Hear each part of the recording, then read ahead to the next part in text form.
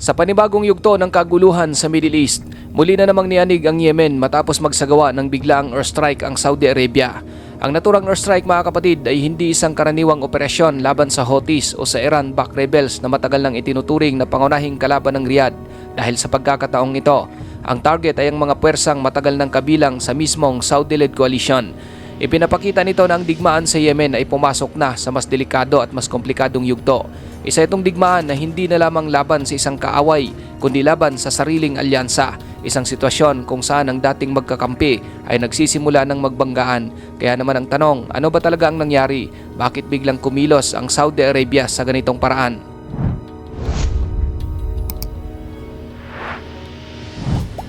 Ayon sa mga ulat, ang Saudi Air Force ay nagsagawa ng sunod-sunod na pag-atake sa mga kampo ng Southern Transitional Council o STC sa Southern at Eastern Yemen.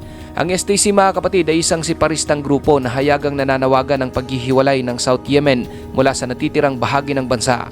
Sa loob ng maraming taon, ang grupong ito ay matagal nang sinusuportahan ng United Arab Emirates, kapwa sa armas, pondo at logistical support. Ngayon, mga kapatid, sa naturang mga pag-atake, mayroong mga nasawi at nasugatan habang ilang pasilidad naman ng militar ang tuluyang nawasak at mas lalo pang umigting ang tensyon nang bombahin ng Saudi Arabia ang port city ng Mokala, kung saan isa ito sa pinakamahalagang daungan sa silangang bahagi ng Yemen. Ayon sa pahayag ng Riyadh, binomba nilang pier dahil may dumaong umanong shipment ng mga armored vehicles at armas na nagmula sa United Arab Emirates na nakalaan para sa Southern Transitional Council. Ginawa ito ng Saudi dahil para sa kanila ang naturang kargamento ay tinuturing na isang seryosong banta sa kanilang pambansang seguridad. Napakahalaga ng Mokala, hindi lamang kasi ito isang karaniwang pantala ng kalakalan.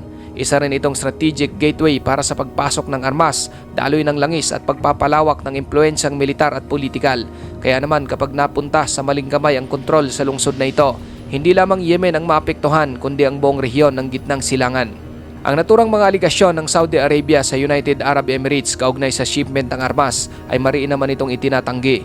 Ayon sa Abu Dhabi, ang mga equipment na dumaong sa Mokala ay para lamang sa kanilang sariling tropa at hindi kailanman inilaan para sa anumang separatistang grupo.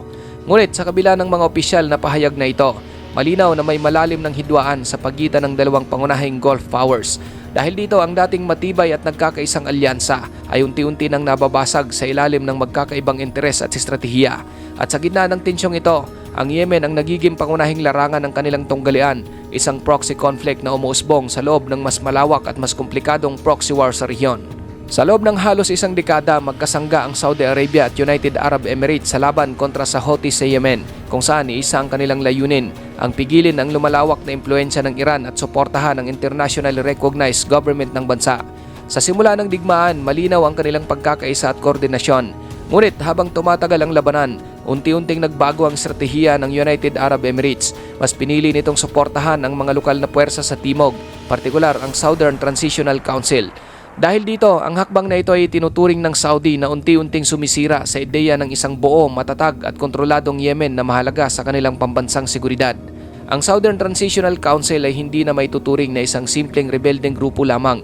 Sa kasalukuyan, mayroon na itong sariling administrasyon, organisadong sandatahang puwersa at kontrol sa ilang mahahalagang lungsod sa teritoryo sa Southern Yemen. Tahasan na rin itong ipinapahayag ang kanilang plano para sa independence ng South Yemen, isang layuning tahasang sumasalungat sa interes ng Riyadh. Itong eksaktong senaryo na matagal nang kinakatakutan ng Saudi dahil kapag tuluyang nahati ang Yemen, mas mahaba at mas magiging magulo ang kanilang southern border.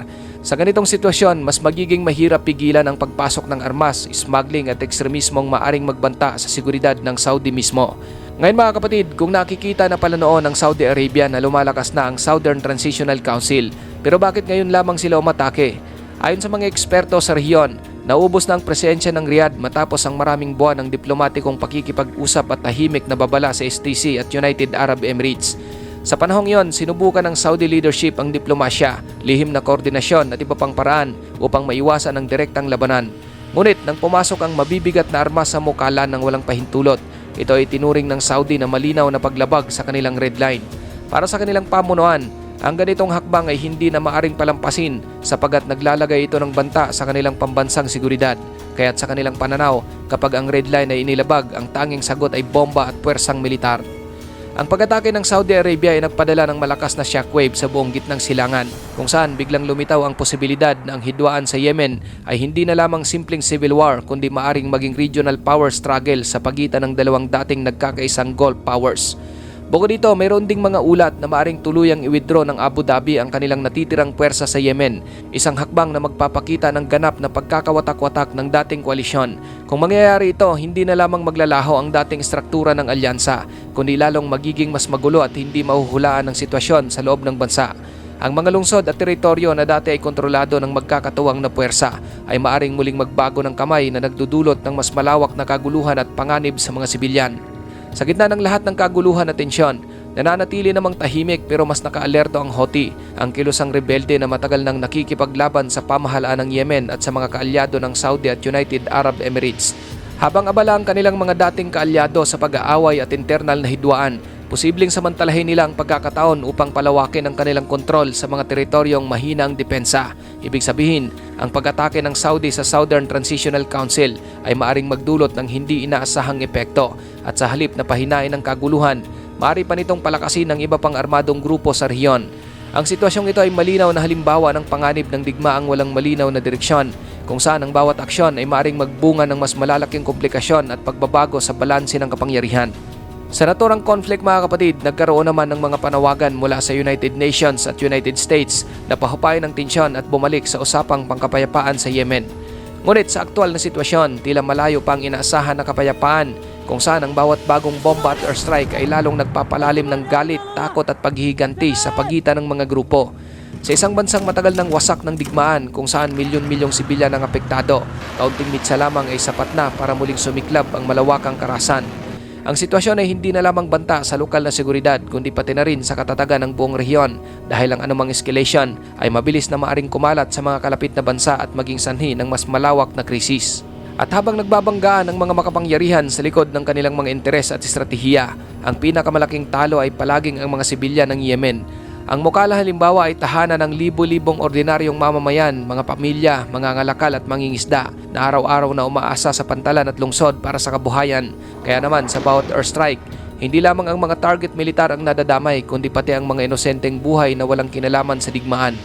Matagal nang itinuturing ang Yemen bilang mayroong pinakamasahol na humanitarian crisis sa buong mundo at sa bawat panibagong escalation lalo lamang itong lumalala. Ang mga residente ay nahaharap sa kakulangan ng pagkain, gamot at ligtas na tirahan habang ang pang-araw-araw nilang buhay ay nababalot ng takot at kawalan ng katiyakan. Ang matagal ng kakulangan sa pagkain, gamot at malinis na tubig ay patuloy na sumisira sa kinabukasan ng Yemen at nag-iiwan ng malalim na sugat sa bawat komunidad. Ang mga bata ang pinakaapektado, maraming nagugutom, may malubhang sakit at nawawala sa paaralan habang ang mundo ay kadalasan ay nakatingin lamang tila obserbador sa malawakang trahedya. Sa halip na tulong at proteksyon, bomba at airstrike ang dumarating na lalo lamang nagpapalala sa kawalan ng katiyakan at takot sa araw-araw na buhay. Sa bawat araw na nagpapatuloy ang digmaan, mas lalong nawawala ang pag-asa para sa isang normal at ligtas na pamumuhay. Ito ang madilim na realidad sa likod ng mga geopolitical headline kung saan ang tunay na sakripisyo ay laging binabayaran ng mga inosenteng sibilyan. Para naman sa Saudi Arabia, ang panibagong pag-atake ay higit pa sa isang militar na operasyon. Ito ay isang strategic message sa buong rehiyon. Hindi lamang ito nakataon laban sa STC, kundi malinaw rin na babala sa United Arab Emirates at sa iba pang regional players na nakikipagkompetensya sa gitnang silangan.